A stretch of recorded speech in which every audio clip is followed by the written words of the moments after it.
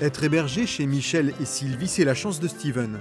Pour son BTS en alternance, il avait trouvé l'entreprise en zone rurale. Le plus compliqué, c'était le logement. Tu essaieras de penser à demander pour tes congés de fin d'année, oui. non? Tu galères pas. C'est clair. À Nantes, je suis à l'école. C'est deux semaines entre ici et puis à Nantes, du coup. Entre boulot et puis école.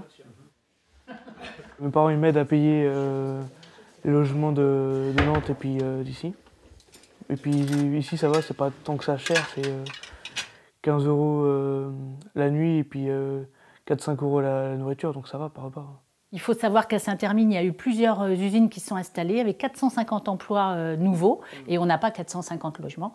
Donc je me suis dit, ça permet peut-être à un jeune de pouvoir faire son projet professionnel et puis nous, après tout, c'est pas gênant. Et puis comme c'est des contrats en alternance souvent, on n'a pas le jeune 24 heures sur 24, c'est pas un hébergement à temps plein.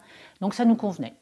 Et puis je pense que là, les parents, ça les rassure que ce soit un hébergement en famille parce que on a appris à se connaître et puis voilà, on a tout de suite eu confiance. Je pense qu'il y a ça.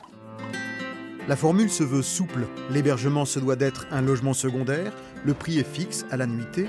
Entre l'hébergeur et le jeune de 15 à 30 ans, apprenti en formation en contrat à durée déterminée, un intermédiaire mandaté, en l'occurrence Escale Ouest pour la Vendée.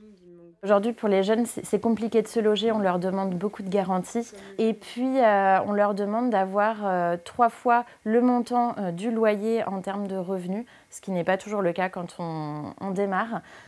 Donc, l'hébergement temporaire chez habitant permet justement de répondre à ces difficultés que les jeunes peuvent rencontrer lorsqu'ils cherchent un logement.